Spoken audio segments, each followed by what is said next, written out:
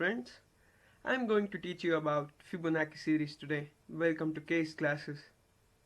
This is one of the most important observations of the mankind in the nature, and it's also the most important and the basic question asked in the interviews which you'll be going to face.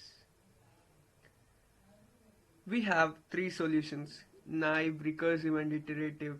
We can also solve this in O of 1, but today we are going to see about recursive and iterative solution and also how to do a naive solution.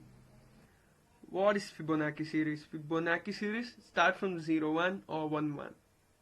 It's just like a series in which a nth element is the summation of n minus 1th element and the n minus 2th element, sum of two previous occurring numbers in the series. And what is the real life example? I would like to tell you that a very simple example is converting mile to kilometer or kilometer to mile. It's very interesting. I hope you'll go through this example in Google. I'll not be going to teach you. Now we are going to look at the naive solution.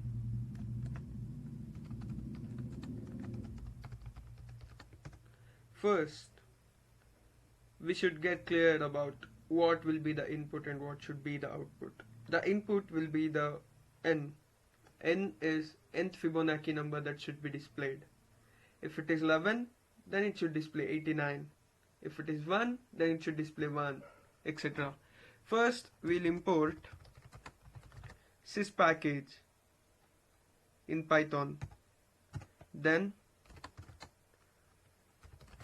get input from the stdin.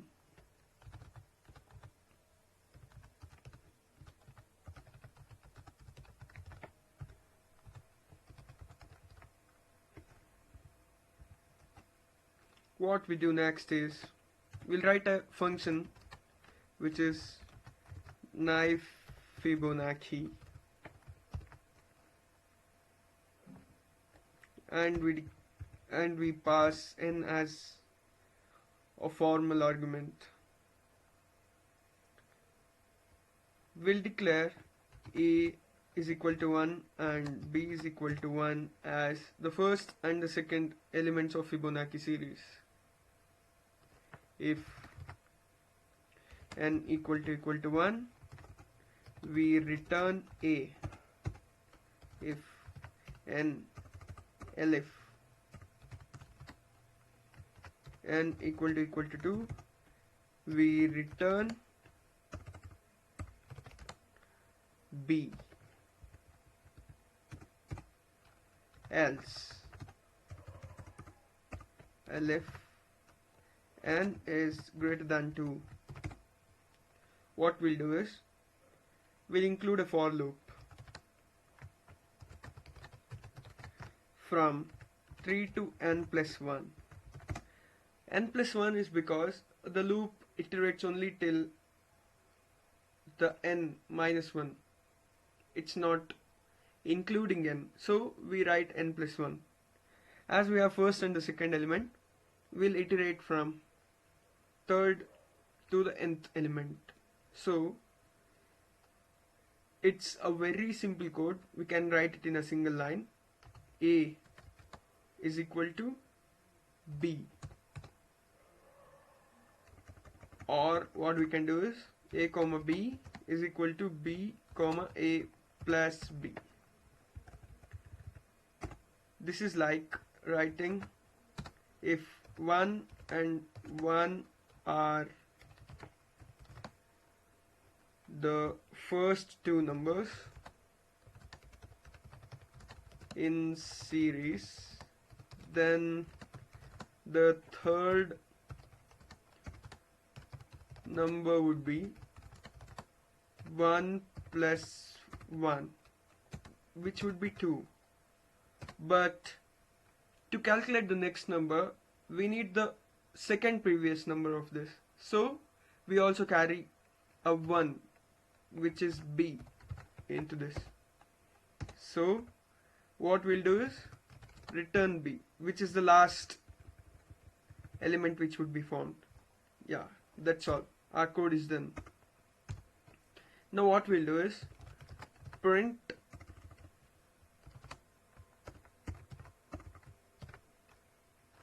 naive Fibonacci of n. Yeah, this is it. Our program is done. We'll enter 1 for the starters. We get 1. If we enter 11, we get 81. It's right. But what if we enter 100? It comes properly. What if we enter 1000? It comes properly. What if we enter 10,000? It takes too much time, guys, as you can see. Now we are going to learn about recursive solution. I'll be doing this in a separate function. Now we'll define recursive fib as the function name and provide n as the formal arguments. We have to check. We know that the first and the second elements of the Fibonacci series are 1 and 1. So if n equal to 1, we store it in a value 1. L if n equal to 2, we store it as 1. Else, or L if n is greater than 2. Now is the tricky part. What we have to do is call this function recursively till we get the value of the nth Fibonacci number. So what we'll do is value is equal to, we are now going to recursively call the function recursive fib of n minus 2 plus recursive fib of n minus 1. We have n is equal to 1 and n is equal to 2, and now the value is recursive Fibonacci of n minus 1 plus recursive Fibonacci of n minus 2. Now what we'll do is return fib, return value. This is the last stored value. Okay, then what we'll do now is print recursive fib of n, and we'll comment this out. Now what we'll get is 1. 1 is 1. For starters, let's try 4. Yeah, it's proper. Let's try 11. 89, it's proper.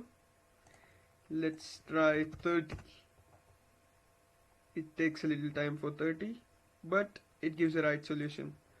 What will it give for 100?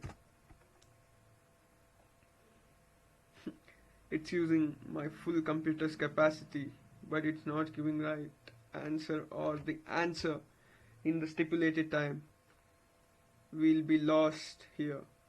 So what I'll do is I'll stop this function and going to go through the DP solution. I'm going to write a DP solution in a new function, def DP Fibonacci. It's just a random name, and we'll pass n as its formal arguments, and we'll initialize the first and the second elements of the Fibonacci series to first and the second keys of a dictionary. To initialize, we need a global variable containing a dictionary, and what we can do is we'll initialize the first and the second element of the Fibonacci series as 1, and next what we can do is we can loop through, or as we did in the previous scene, we can write if n equal to 1, return dictionary of 1. L if n equal to 2, return dictionary of 2, if n is greater than 2. What we should do is same, we have to go through a for loop. I in range 3 comma n plus 1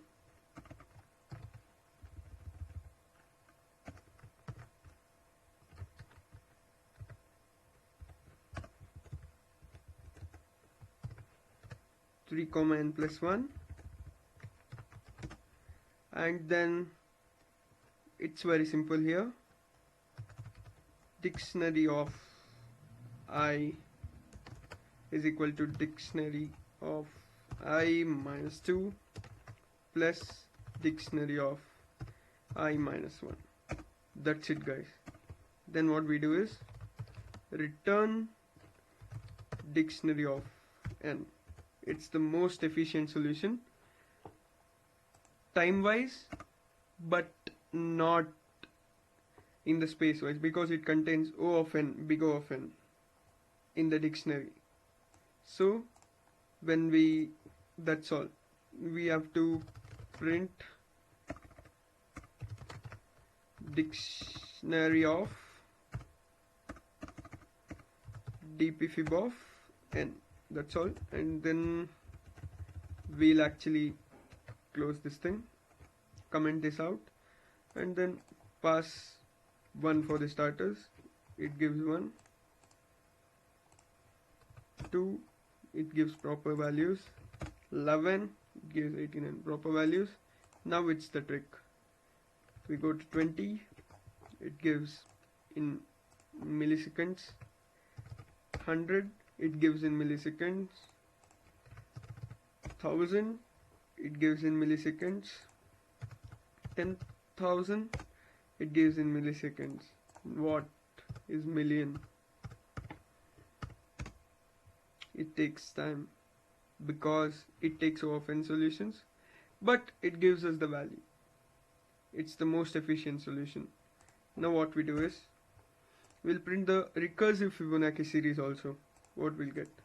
For 1 we get both as 1, for 2 we get both as 2, for 3 we get both as 3 or 2. Yeah, but for 10 we get at the exact same time. For 20 we get at the exact same time. But for 100 this gave the value, this has not given, and it will not give in my lifetime. So I'm going to abort this. That's all, guys. Answer like this in the interview. I will be sharing this as a GitHub link or a gist file. Yeah, that's it. I'll create a gist and then post it. That's all. It's done, guys. Thank you.